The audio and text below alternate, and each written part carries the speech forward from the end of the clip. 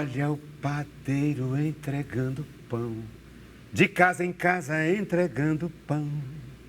Inclusive naquela, assim. Eu estou citando a música do Ednardo.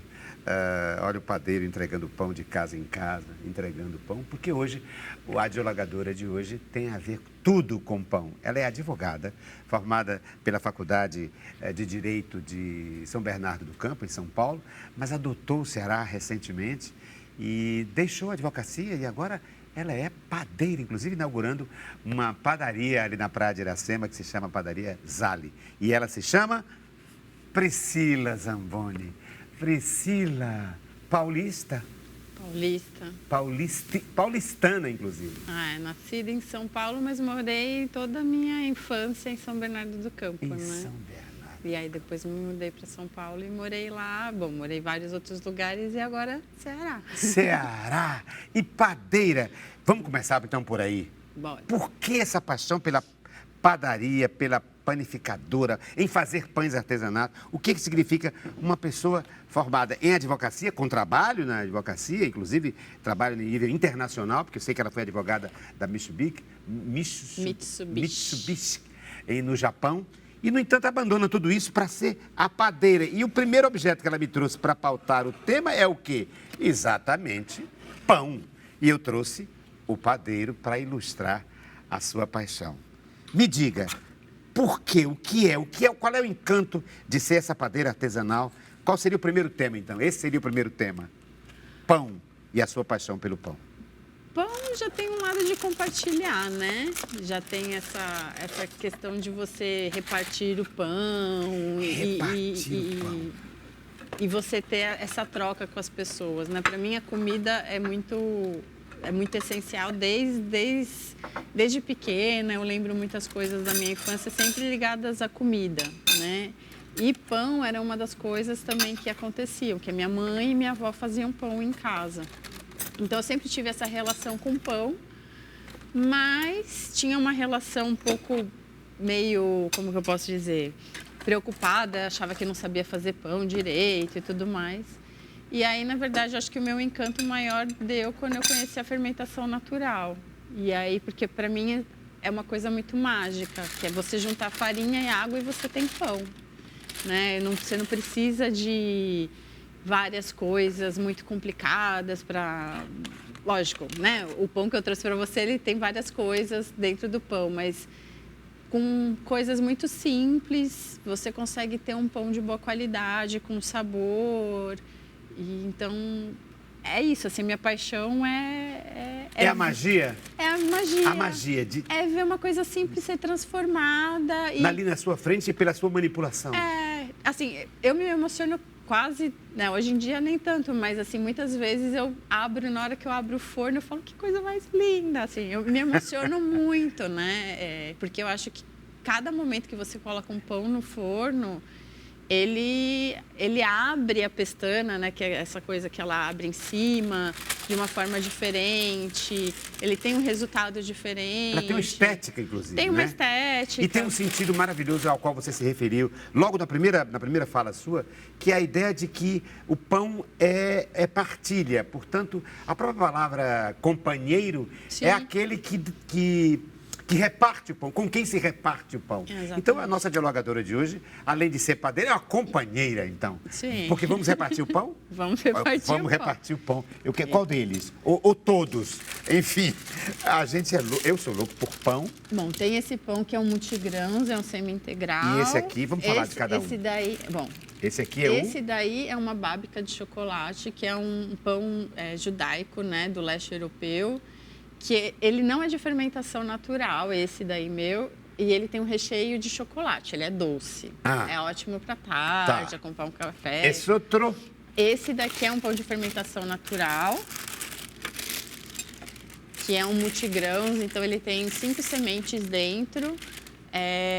Eu uso farinha orgânica brasileira, para mim é muito importante trazer isso de que seja farinha orgânica e brasileira, para a gente conseguir trazer, né, os pequenos agricultores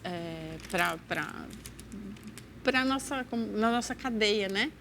de produtos. E essa daqui E é uma esse outro? focaccia, que é um pão... Focaccia? Focaccia, Focaccia. com F. Ah. Tipo Que é? italiano. Que ela, em cima, é o recheio dela. Tem tomates, azeitona, cebola, alecrim e sal grosso. E ela vai bastante azeite. E o que nós vamos comer? O que temos para comer? Para compartilhar? Para compartilhar. Defina, decida. Está aqui olha, tá aqui. A Põe focaccia é muito Põe um gostosa. pouquinho para mim e um pouquinho para você. Está aqui um Eu prato. corto a focaccia, que é mais, acho que é até mais fácil de cortar. Qual é o mais fácil de cortar? A focaccia ou o pão doce? Você que É? Vamos O para esse doce. aqui que é o mais rápido. Mas é mais rápido, porque mais nós temos rápido. muito tema para conversar hoje com a Priscila Zamboni. E um deles é exatamente esse que eu comecei o programa provocando ela, dizendo como é que alguém se apaixona tanto por uma ação a ponto de fazer uma formação em curso técnico em gastronomia na Argentina, que é o caso dela, em Buenos Aires, e abandonar completamente uma atividade de nível até internacional, porque ela teve uma participação como advogada de uma grande empresa no Japão e, no entanto, agora é ligada ao pão. Explique-se, enquanto corta, que história é essa? Incrível, inusitada, de alguém que abandona uma carreira para se dedicar a uma outra. Na verdade, assim, eu sempre... Deixa de ser advogada para ser padeira. Eu sempre tive uma paixão muito grande pela culinária. Sempre gostei de cozinhar, sempre gostei de receber pessoas em casa. Então, essa coisa de receber os amigos, fazer uma comida, alguma coisa nesse sentido. Eu só vou pedir um guardanapo. Para mim sempre foi muito importante. Então, inclusive, quando eu fazia em casa alguma coisa para receber as pessoas, eu fazia normalmente um pão caseiro, alguma coisa assim. E aí, na verdade, eu fui para a gastronomia porque eu estava querendo mudar um pouco, sair da área corporativa, porque me estressava demais. Acho que todo mundo que trabalha na área corporativa sente isso, né? É muito estresse, é muito trabalho, mas também fazer pão é muito trabalho, mas é um outro tipo de estresse, né? Então, por causa disso que eu acabei resolvendo tirar um ano sabático. Na verdade, essa foi a ideia. E aí fui fazer gastronomia, que era uma grande paixão minha. E aí que foi onde mais ou menos tudo começou, realmente de forma profissional. Aí depois do curso na Argentina eu fui para a Espanha fazer um estágio, conheci um padeiro nessa cidade que eu fui trabalhar, e aí eu pedi para ser estagiária dele na padaria. E aí eu comecei a realmente vivenciar todos os dias o pão, né? Deixa eu mostrar um outro objeto que é a sua dissertação, eu acho. A sua de conclusão de curso. A minha monografia. A sua monografia, essa Faculdade palavra. de Direito. Na monografia de validade. Quer dizer, então, é daqui, o percurso é daqui. Olha o tema: os contratos eletrônicos e a proteção do consumidor. É essa a Faculdade de Direito de São Bernardo do Campo, em 2007. 2007. Mais de 10 anos atrás, você escreveu, então, uma monografia. E agora você está... Deixa eu ver onde é que você está. Deixa eu mostrar. Aqui. Exatamente. Olha aqui. Você agora está aqui na padaria. Inaugurando uma padaria. Inaugurando uma padaria. Eu adoro ainda a advocacia. Para mim, eu não saí do direito porque eu não gostava de ser advogada. Se alguém às vezes me pede para escrever um contrato, alguma coisa ligada ao direito, eu ainda sou muito apaixonada, gostaria de trabalhar. Mas o tipo de trabalho eu não me vejo mais. Eu me vejo, de repente, ajudando alguém, fazendo alguma coisa muito pontual, mas trabalhar realmente numa empresa eu não vejo mais. E por mais que sejam longas horas trabalhando numa padaria, eu prefiro ficar... É outro tipo de atividade, é com a mão, como eu te disse, assim, esse encantamento de você abrir o forno, de ver o processo químico se realizar. É meio por aí. Então, água, farinha e você tem... E mão. Água, farinha e amor. Água, farinha e amor. A padaria Zale, da nossa Priscila Zamboni. Então não podemos dizer ex-advogada. Não, é advogada. Não, Mas eu sou advogada padeira. É. Advogada, Eu acho que uma vez advogada, uma vez sempre advogada, sempre advogada. É. Agora, ex-padeira você não se vê. Não. Ex-padeira não. Aí é paixão. Não. É paixão porque é desde pequena, né? Assim, que nem eu disse, assim, quando eu comecei a ver minha mãe e minha avó fazendo pão, eu tenho essa lembrança. Eu e a minha irmã pequena, minha mãe, lógico, não deixava a gente realmente fazer, mas ela dava um pedacinho de massinha pra gente e a gente fazia uma coisinha, assim, sei lá, uma bolinha, uma trancinha. E aí, na casa do meu avô tinha forno a lenha. E aí entrava o pão no forno a lenha e depois saía você comer aquele pão que você fez, né? Então... Eu acho que tem uma referência de um espaço, de um objeto que se refere, uma referência no objeto que alude a isso, que é esse caderninho que você está pegando aí. A prova de que você faz pão desde criança. Esse é um caderno que ela me mostrou, eu digo, tem que mostrar. É um caderno de receita, é assim, deixa eu ver, de receita de pão. De pão.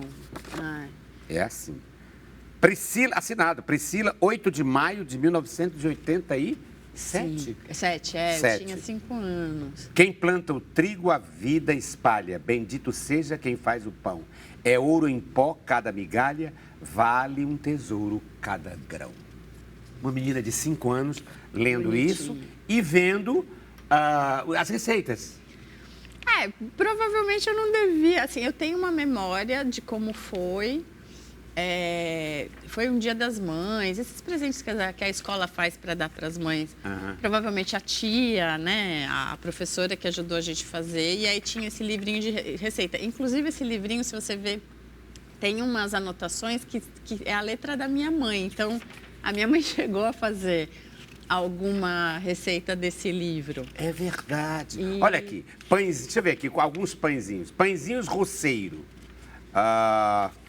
Pão de queijo, pão de abóbora, pãezinhos de Natal, pão das crianças, pão doce de mandioca, pãezinhos de cebola, mini pãozinho, ou seja, é pequeno mesmo, né? Além de minizinho, pão de gergelim, pão simples, pão de mel, pão sueco, pão de liquidificador, pão de ricota e pão de centeio e também pão de ervas frescas. O que a senhora vai querer, freguesa, para tantos hoje? Pães, né? Hein? Tantos pães.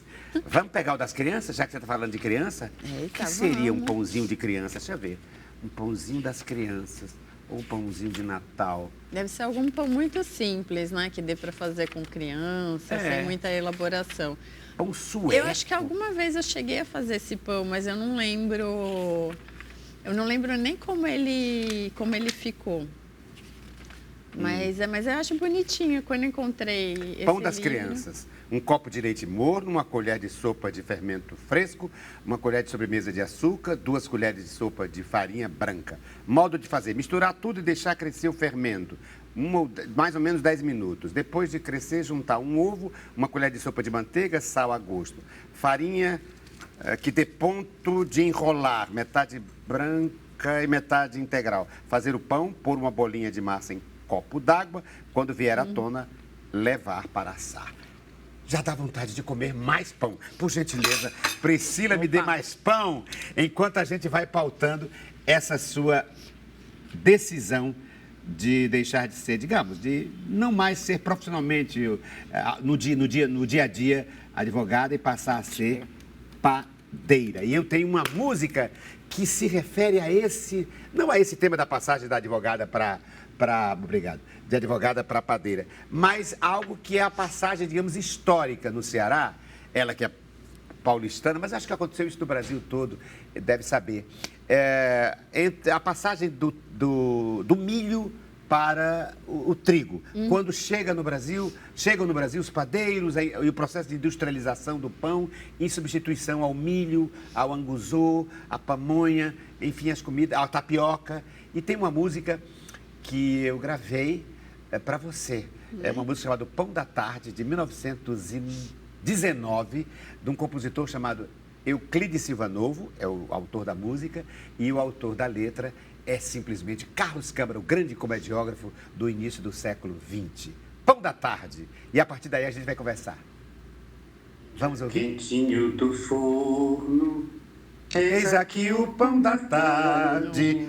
se acaso falta é transtorno. Se acaso falta transtorno para esta grande cidade, seja pobre ou seja rico, toda gente me chaleira, Vivo contente tão nico na padaria Palmeira.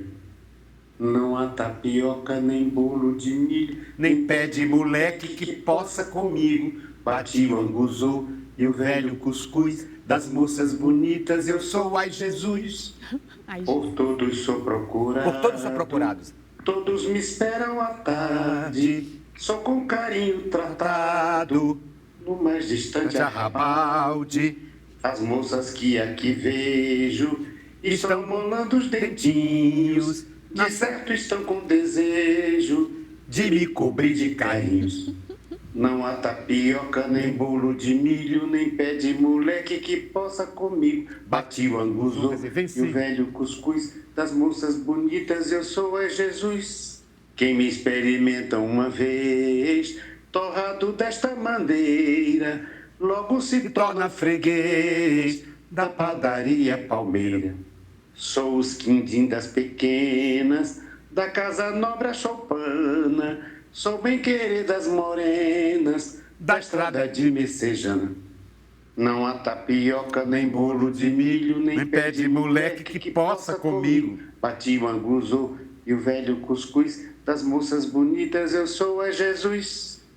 Que lindo, hein? lindo. Ah, tem coisas assim. Eu queria que você falasse exatamente desse processo, é um processo histórico da substituição dessa comida que tem a ver com os indígenas, a tapioca, o cuscuz, o bolo de milho, etc., para uma fase da industrialização das panificadoras, Sim. da indústria do pão, É que, assim, do trigo. eu vou até voltar um pouquinho antes, assim, se você for ver a história do pão mesmo na Europa, não é tão antiga, né? A história do pão tem mais de 6.000 anos, mas na Europa foi um pouco, sei lá, 200, 300 anos antes de Cristo, então não é tanto, né, se você for pensar em 6.000 anos. Uhum. E aí a alimentação foi justamente mudando. Aqui no Brasil, a gente tinha muita alimentação realmente vinda do milho e da mandioca, né? Então, por isso que a gente tem o cuscuz, tem a tapioca que vem da mandioca, que é realmente uma comida mais indígena, né? E aí, quando vem a industrialização e vem trazendo o trigo, porque você também tem uma necessidade de alimentar mais as pessoas, né? E aí também tem essa questão da gente parar de fazer pão da forma tradicional e começar a fazer o pão usando o fermento biológico, mas industrializado, né? Que é um pão que ele é feito em 1, 2 horas você tem um pão, diferente de um pão de fermentação natural que demora 2, 3 dias para ficar pronto, né? Então, essa necessidade de alimentar e provavelmente também uma necessidade econômica de introduzir o trigo na nossa alimentação fez com que nós brasileiros, não só nós brasileiros, mas toda a América do Sul, né, começasse a consumir mais pão do que a comida tradicional indígena, né, que vinha. E aí, na música, é uma referência ao ex-Jesus. Daí dá uma, Português, né? não é uma alusão aí aos padeiros portugueses, não é? Para as moças bonitas, eu sou o ex-Jesus. Né? Quer dizer, eu sou um encantamento. E é engraçado que para a gente, né, para os brasileiros, a gente tem muito essa referência da padaria. O dono da padaria é português, O né? dono da padaria é um português. Em São Paulo tem muito essa referência, né, de que os padeiros eram portugueses, né? Apesar que se fala muito da padaria francesa, né? Quando a gente fala de croissant, desses pães folhados, a gente tem uma referência mais francesa. Então, tem o pão italiano, mas eu acho que vem justamente quando a gente começa a ter mais a colonização. A colonização portuguesa. Por todo o Brasil. Belém, Nordeste. E italiano também, porque assim, a minha Paulo. mãe, ela conta que era... Isso na Europa ainda se tem, né? Na Espanha, que eu morei lá, se tem, né? Que você não tem o arroz na mesa, né? Então, na hora que você vai comer uma refeição, eles colocavam baguete em cima da mesa e você reparte e você come aquilo, é um acompanhamento. Então, na casa da minha avó, do meu bisavô, se tinha sempre um pão na mesa, em qualquer refeição. Já que você está falando dos avós, eu vou mostrar então uma foto que eu sei que é dos avós, não é? Sim, sim. Você tinha me dito. Eu trouxe uma foto Por que dos você meus trouxe a foto? Vamos pautar que tema? Sabe que os temas, os objetos que a nossa dialogadora vai trazendo, o nosso dialogador em cada caso, os objetos vão pontuando as temáticas que podem surgir daí, de maneira a que nós possamos contextualizar historicamente, e filosoficamente, conceitualmente esses temas. E aqui ela me trouxe uma família, uma foto de família, para pautar, digamos, que tema, hein? Na verdade, assim, essa foto dos meus avós é para representar realmente toda a minha família. É que é uma foto que eu gosto muito dos meus avós maternos, mas essa, assim, para minha família é muito importante, né? É muito difícil estar longe dos pais, apesar de eu sempre ter morado em lugares longes também, mas essa questão de estar longe da família é difícil. Então, você trazer a família e, como eu te disse, essa essência, né, dos meus avós. São os meus avós que eu mais convivi, porque, infelizmente, por parte do meu pai, meu avô faleceu quando eu tinha 1 ano e minha avó faleceu depois que eu tinha, acho que uns 5 anos, mais ou menos. E essa convivência que te trouxe o pão, fazer o pão, eu lembro do partilhar. meu avô, esse meu avô, ele é de família italiana. Eu lembro de ver o meu avô, eu pequenininha, então a visão que eu tenho é de baixo para cima dele fazendo macarrão. Fazendo a massa do macarrão mesmo, né? Então, para mim, a comida tem essa lembrança afetiva. É em Minas? Não, isso era eles morando em São Paulo. A minha avó é mineira e é interessante que a família da minha avó era de uma cidade que eu acho que não era só da cidade dela, mas que eles tinham nessa cidade um forno comunitário. Então as pessoas faziam pão na sua casa e aí para assar existia um lugar que elas levavam o pão para assar. Ou seja, compartilhamento total. Não só no fazimento, digamos, não é? Mas na partilha depois com a comida. É algo que tem a ver com a sociabilidade, não? Mas comer é sociável, né? Eu acho essa questão de você sentar com outras pessoas, conversar. Exatamente. Imagina alguém comendo pão sozinho em casa.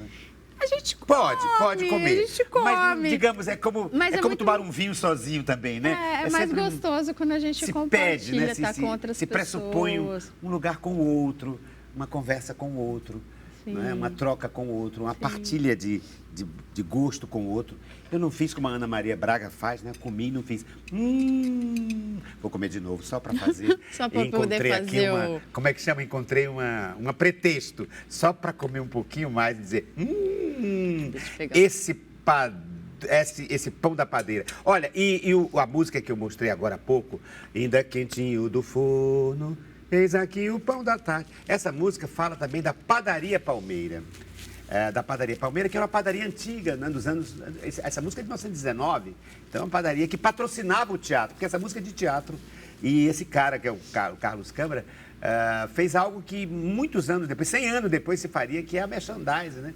Ele, no meio da peça, ele tinha uma forma de colocar na dramaturgia a aparição de quem patrocinava a peça. Entendi. E no caso aí, quem patrocinava a peça era a padaria. E tinha um personagem chamado Pão da Tarde, uma pessoa vestida de padeiro, ou então vestida de pão, e dizia, eu sou o Pão da Tarde, né? E eu sou encontrado na Padaria Palmeira. E aí eu fiz também uma versão em homenagem à Priscila, tirando a Padaria Palmeira e colocando a Padaria da Padeira, que eu digo, ainda quentinho do forno, eis aqui o pão da tarde, se acaso falta transtorno para esta grande cidade, seja pobre ou seja rico, toda gente me chaleira, vivo contente e tão nico, na Padaria da Padeira. Da Padaria da Padeira. Na Padaria da Padeira. E há uma outra expressão na música que é toda gente me chaleira, que é exatamente chaleirar. Era uma gíria do começo do século XX em relação aos gaúchos que chaleiravam, quer dizer, que puxavam um pouco a brasa e a sardinha para os políticos, não é? E chaleirar alguém era levar para a pessoa tomar, como é que chama? Mate, o mate. Eu achei que tinha alguma relação com o chá, ou né? com o chá, ou com a café, levar café, chaleirar, o mate, o café. Então, virou um verbo. Fulano está chaleirando, quer dizer, está puxando o saco, ou está, como é que chama? Bajulando alguém, né? Mas que delícia ser bajulado Não é lindo? com chá, Com café, com pão. com pão. Então, ele diz, toda gente me chaleira, vivo tão contente e tão nico na padaria Palmeira, mas aí eu coloquei na padaria da padeira. E é o pão da padeira da padaria Zane, que fica lá na Praia de Iracema, que eu estou comendo um pouquinho. É bom, E né? você come? Você também? Como. Mas você tem que se controlar, hein? Porque faz pão e faz pão. Se for experimentar tudo... Não, e tem que provar, Mas você né? tem que provar, claro. Tem que provar, porque especialmente quando eu estou criando algum pão diferente ou testando uma receita, aí acaba acontecendo. Tem vezes que não dá certo e aí a gente tem que se sacrificar, como diria o meu companheiro. A gente tem que se sacrificar e comer para ver como ficou, então... Mas eu acho que é tudo com moderação, né? Então, você comer um pedaço de pão, não precisa comer o pão inteiro de uma vez. Então aqui, veja, você me trouxe um livro de receita e agora me está faltando outra coisa, a possibilidade de você fazer uma outra receita, de você criar receitas. Sim. Você tem, então, receitas suas, frutos desse experimento, dessa experimentação. Tenho. Tem algumas receitas que são minhas. Baseada em, às vezes, você prova um pão e aí você tem uma ideia e aí... Aqui, por exemplo, tem algum? Não, esse algum daqui... pão da padeira exclusivo? Exclusivo. Aqui não. Esse aqui é um pão muito parecido com um pão que eu fazia na Espanha, na padaria que eu trabalhava. Você trabalhou como padeira na Espanha, um estágio grande? Um estágio. Foi curto, 4 meses mais ou menos. Embora a escola técnica de padaria é da Argentina. Eu fiz, na verdade, curso de gastronomia com especialização em panificação na Argentina. Panificação, é essa a palavra. E aí, depois eu fui fazer estágio, mas eu fui fazer estágio num restaurante com 2 estrelas Michelin, na Espanha. Não gostei de trabalhar em restaurante. E aí, conheci esse padeiro e pedi, me aceita. E aí, nos dias que eu tinha folga, eu ia para a padaria. Então, você tem um curso de gastronomia e tem uma especialização em panificação. A minha formação o meu título é cozinheiro. Então, quando a gente faz gastronomia, a gente tem o título de cozinheiro, né? Então, cozinheira, eu sou cozinheira. E aí, depois eu fiz uma extensão em panificação. E agora no Brasil, e aí mais especificamente no Ceará, onde você está, em Fortaleza, a gastronomia, e sobretudo na área também do pão, da panificação, ascendeu, digamos, a um outro patamar, não mais o patamar técnico, mas até o patamar, digamos, mais intelectual, de pensamento, de conceito, de filosofia da comida, com curso de gastronomia em 3º grau. Mas sobre esse tema, nós vamos falar no próximo segmento do programa Diálogo. E enquanto o diálogo corre, a gente vai comendo pão da padeira.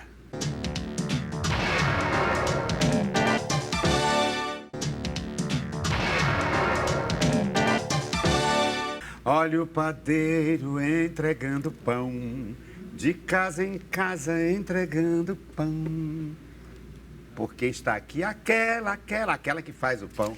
É a nossa dialogadora de hoje, ela é advogada, formada pela Faculdade de Direito, da faculdade lá de São Bernardo do Campo, mas que num determinado momento, mesmo tendo trabalhado como advogada em companhia internacional no Japão, e tendo viajado pela Turquia, enfim, ela virou padeira. É a grande paixão dela, é fazer pão. E está inaugurando a padaria...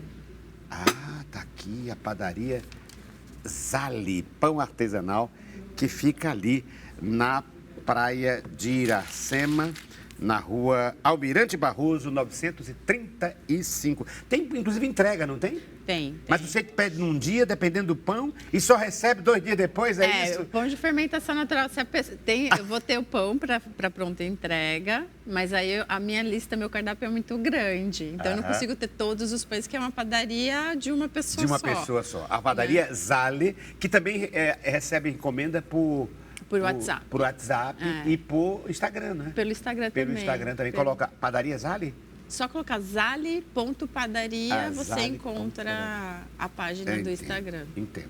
Mas além do pão, ela me trouxe outros... Aliás, eu quero comer também esse pão. Põe aqui para mim. Põe aqui para mim. Enquanto a gente vai falando de outros temas, come esse pão. Afinal de contas, pão é algo sagrado, não é? Não é? Em todas as culturas, sobretudo a cultura cristã, a última ceia, repartir o pão, com os apóstolos, não é? A hóstia, num certo sentido, é o pão, né? Que é o corpo de Cristo ali repartido pelos devotos, pelos que compartilham a mesma religião. Era até bonito falar sobre isso, não? Sobre essa sacralidade da alimentação e mais especificamente do pão. Sim. É que eu não sou muito religiosa, sou católica, mas não sou super religiosa, mas tem essa questão realmente, eu acho que que eu vejo aqui, por exemplo, a Santa Ceia é esse compartilhar, né? A gente volta à questão da gente compartilhar, e né? ser companheiro. E ser companheiro, né? Companheiro é aquele que partilha o pão. Exatamente. Né? Eu acho que era o momento que Jesus estava com seus apóstolos e eles estavam compartilhando exatamente do pão, do vinho. Então, bom, pão com vinho. Priscila Zamboni, a nossa dialogadora de hoje, e agora me ocorreu uma outra questão, quer dizer, a mesma questão, mas só que ampliando a questão da sacralidade do pão e da comida. É que em todas as culturas religiosas, em todas as culturas faz parte o dar alimento à entidade religiosa, a dar comida. Por exemplo, nas religiões afro-brasileiras, não é? A Umbanda, o Candomblé, mais especificamente a Umbanda, você faz despachos, você faz ebós, você faz alimento, você alimenta a entidade, você alimenta os orixás. Você tem comidas para os orixás, assim como você tem música para os orixás também. Os japoneses também têm isso, Os japoneses também oferecem comida. Inclusive é engraçado essa história que tem a ver com comida. Eu tenho uma amiga, minha melhor amiga, de família japonesa, e no aniversário, quando a gente corta o bolo, quando a gente é pequeno, não fica para quem vai ser o primeiro pedaço, tem essa coisa. E aí ela tinha acabado de começar uma relação, levou o namorado no aniversário, e aí foi cortar o bolo, e aí ele começou a fazer essa brincadeira. Só que pelo fato dela ser de uma família japonesa, o primeiro pedaço é para o avô falecido. Então, porque tem essa questão, né, de você tira então o primeiro pedaço do alimento, você coloca no altar, que é para os seus ancestrais, bonito, né? É bonito essa Mas é lindo questão. isso. Eu tenho uma peça de teatro que eu escrevi, montei aqui há algum tempo, chamada Saudação ao Deus Morta-Fome. Como se todos os deuses precisassem da nossa alimentação, né? Nós oferecêssemos oferendas de comida. É presente em várias culturas, em várias religiosidades, o fato de dar comida às entidades cultuadas. A gente não deixa... Bom, isso na verdade, quando eu morei na Argentina, aqui no Brasil talvez não tenha tanta essa tradição, mas eles têm a tradição de você deixar para os 3 reis... no dia 6, eles deixam um pratinho com leite... 6 de janeiro. De janeiro, Dos Reis Magos. Dos Reis Magos. Deixam um pratinho com leite, biscoito, que seria para eles, né? Ou tem também essa questão que aí já não é tão religiosa, né? Natal, né? Que o pessoal deixa para o Papai Noel alguma coisa. A comida. Você tem o ovo de Páscoa. Tem o ovo de Páscoa. Tudo relacionado... Mas... A comida. É que eu não sei se é para mim só isso, ou se para todo mundo, e aí você me fala se também é para você assim. Mas eu sempre relaciono, eu tenho momentos muito específicos, eu sempre relaciono com a comida que eu estava comendo. Eu tenho uma memória do que eu tá com meus amigos, ou tá com um momento especial, o que era a comida. Então, eu sempre tenho essa relação.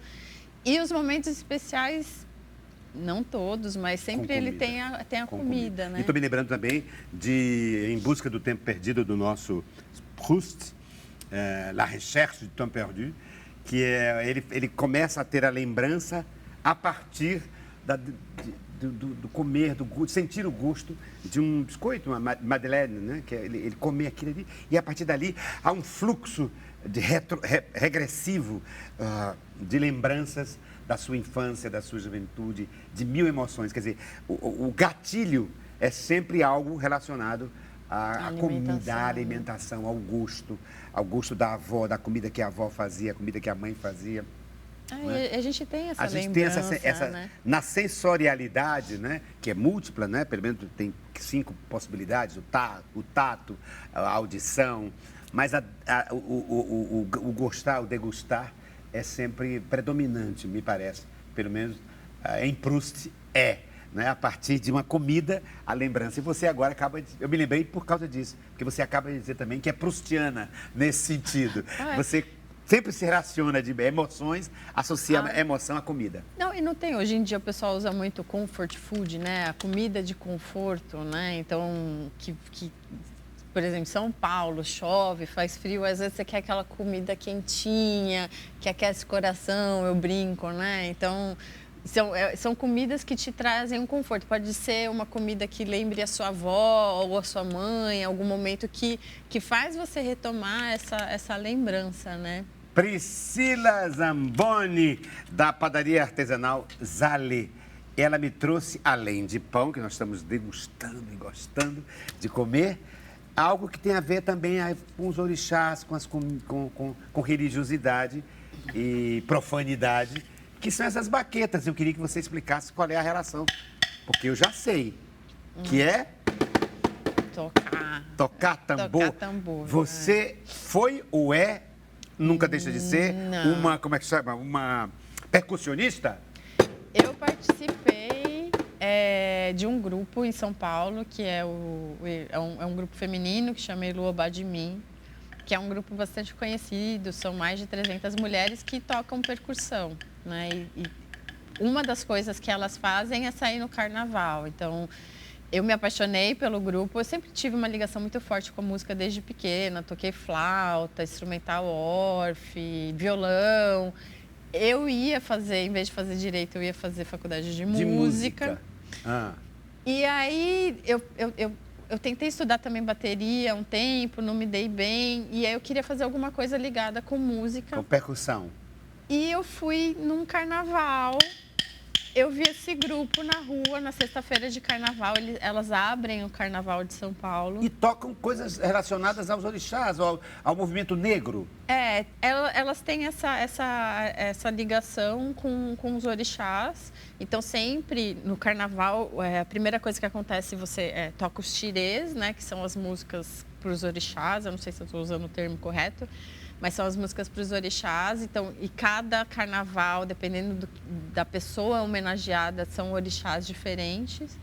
Então, se tem esse cortejo primeiro para os orixás, tem orixá em perna de pau, é muito bonito, é uma coisa linda. E aí, depois que termina de fazer o xirê, que tem o tema do carnaval, né?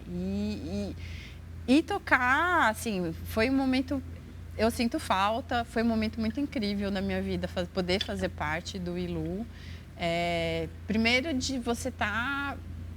Essa questão de comunidade, né? De você fazer parte de um grupo de mulheres. E um grupo com temática afro-brasileira? Sim, um grupo com a temática... Uma ligação com o movimento negro. No entanto, num trabalho tão bonito, de homenagem, de reverência... Mas de referência. Eu acho que assim, por mais que a minha a minha descendência é italiana e portuguesa, né?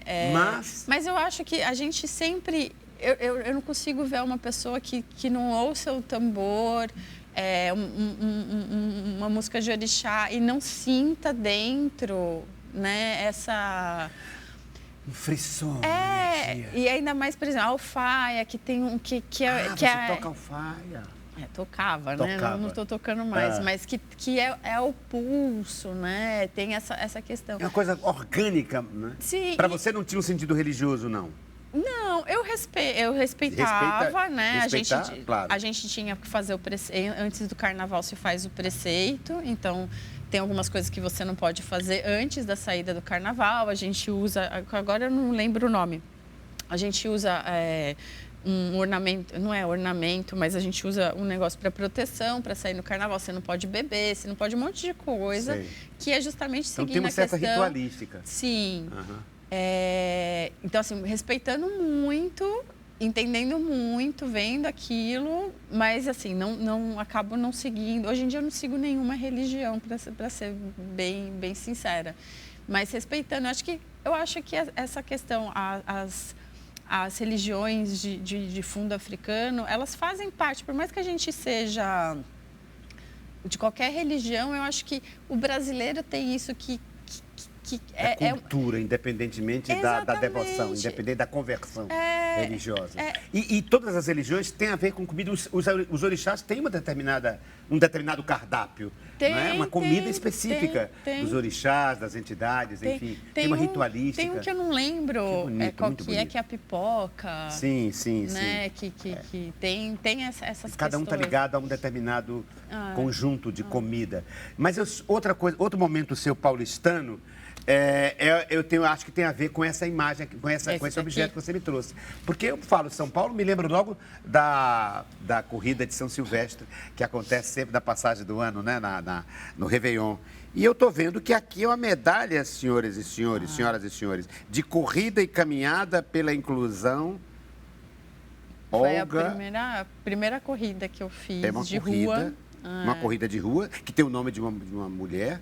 Olga. É um instituto. Em São Paulo eles fazem corrida 2 vezes por ano. Estamos aqui com a advogada, padeira e corredora? É isso, Priscila? Não, uma pessoa que corre de vez em quando, mas nada assim... Mas a corrida... É engraçado você falar que é uma coisa de paulista. Eu acho que aqui em Fortaleza tem muita gente que corre. Você vai na beira-mar... É verdade. Não, eu lembrei da São Silvestre. Por isso que me lembrei de São Paulo.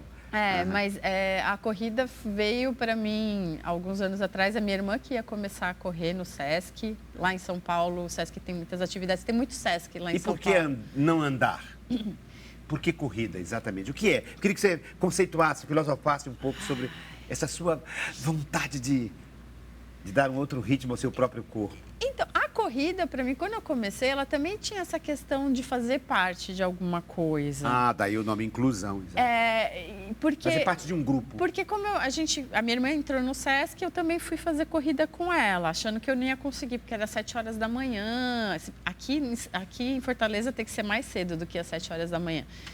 Mas a gente tinha um grupo de corrida, então as pessoas correndo juntas, né? Então...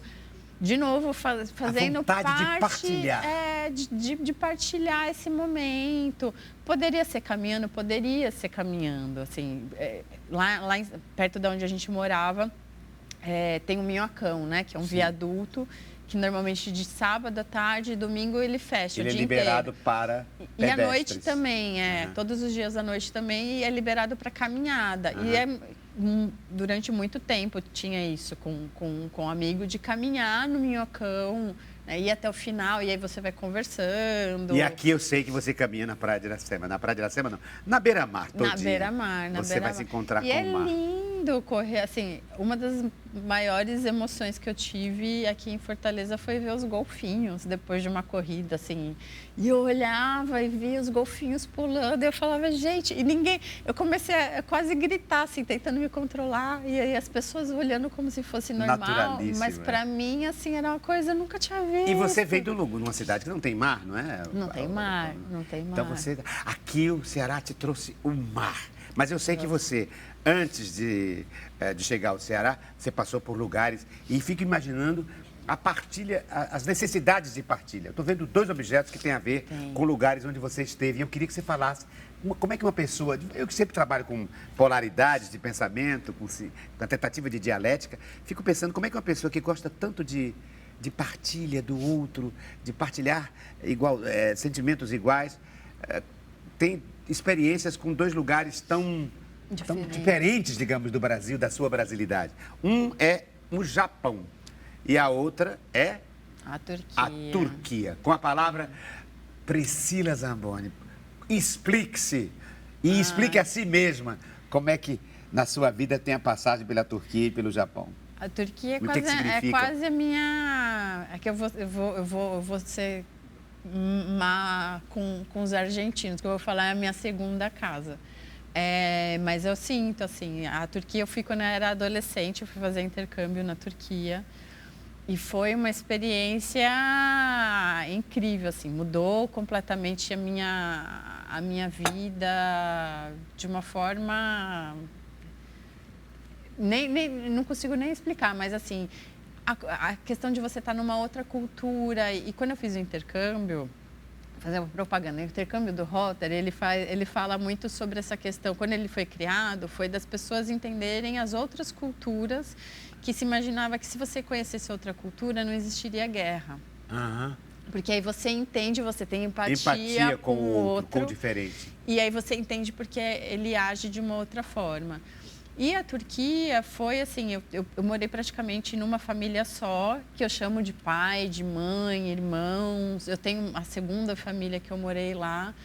E voltei algumas vezes, faz alguns anos que eu não volto para a Turquia. E a Turquia também tem uma relação com comida, que é incrível. Isso aqui o que é, hein? Esse é o símbolo de Ankara. Na verdade, esse é o símbolo da Anatólia, né? Da região da Anatólia. Da região da Anatólia.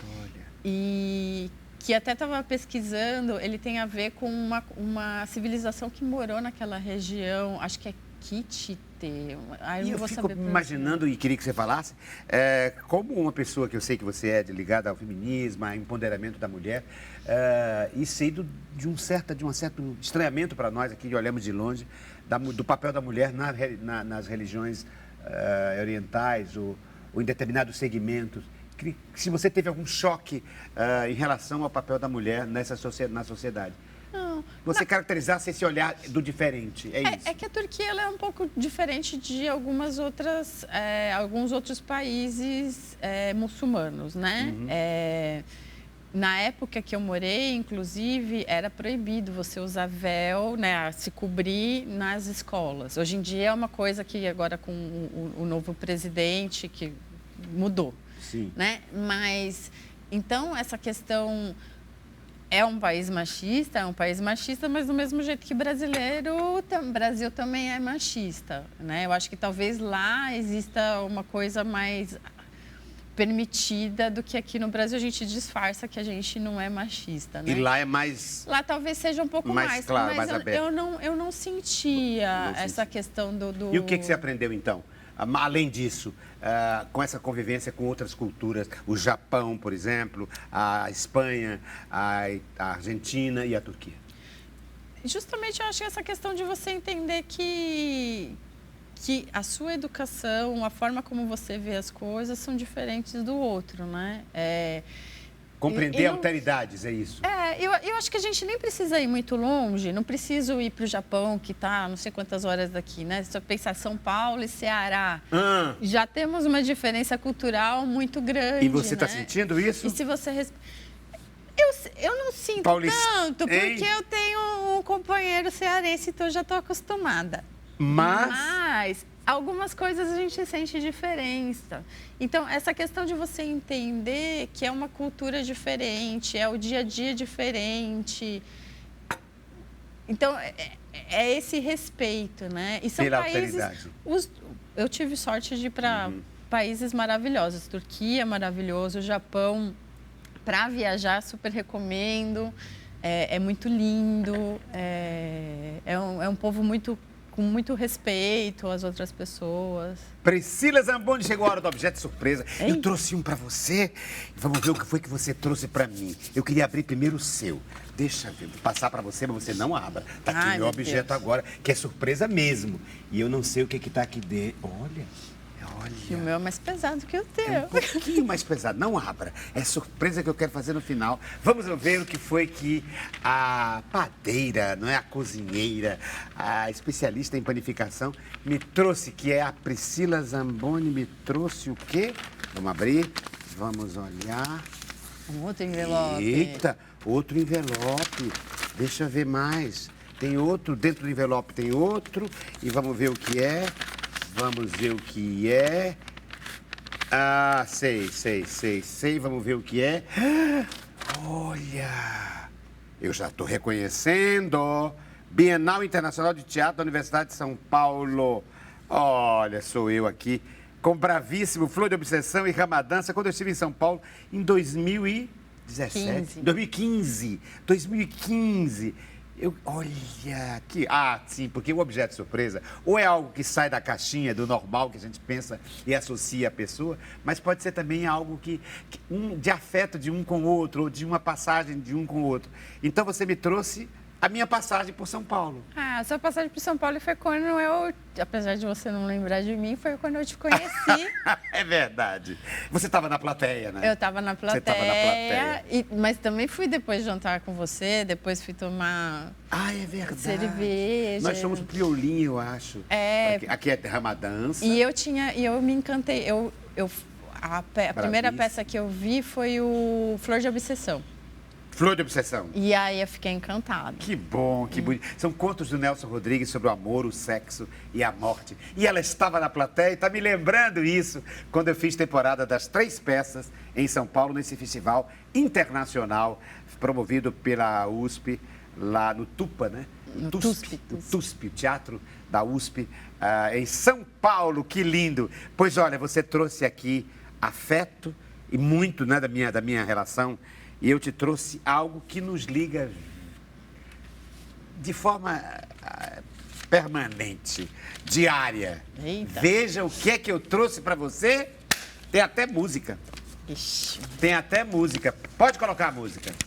Lágrima de índio quando cai, arrasa mudubins, alaga bonhambis, abisma. Olha aí.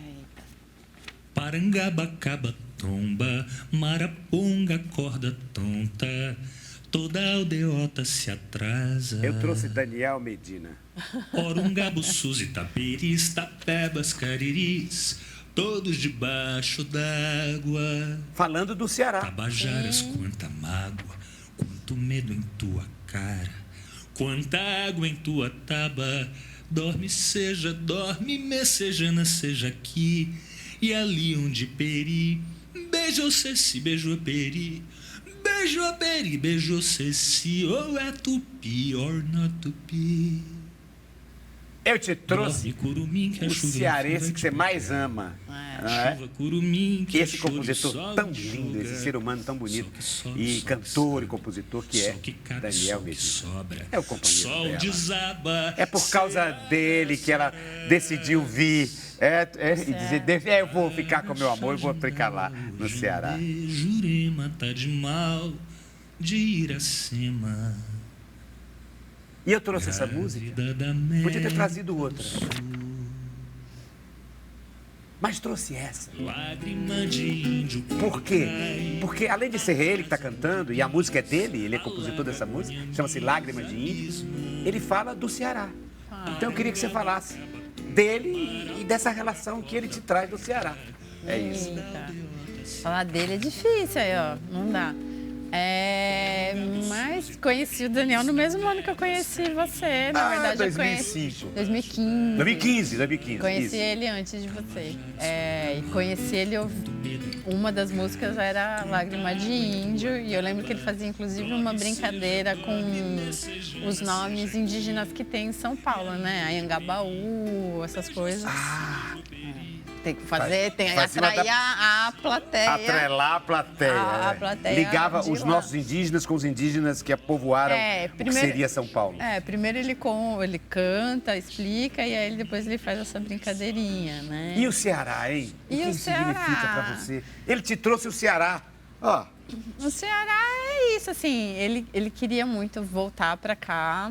A gente conversou bastante, eu tinha algumas restrições, pela essa questão de estar longe da família, estar longe dos amigos, é uma coisa que pesa bastante para mim, mas com ele torna tudo muito mais fácil, né? E a gente tem a sorte de estar na praia de Iracema e ver o mar, ver o sol, ter essa relação. Ele sempre falou para mim essa relação com a natureza. E realmente, né? Hoje você, o sol vem de lá, olha onde está a lua. E eu sempre achei o sol e a lua aqui muito maior do que em São Paulo.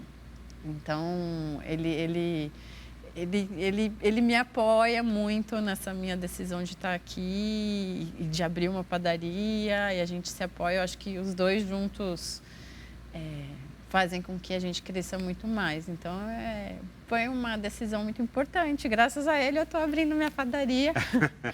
E o Ceará tem ensinado, então, isso, a relação com a natureza, com o mar? Tem uma forma mais... E antropologicamente, com o povo, as pessoas? Eu acho que é isso. A gente tem a sorte...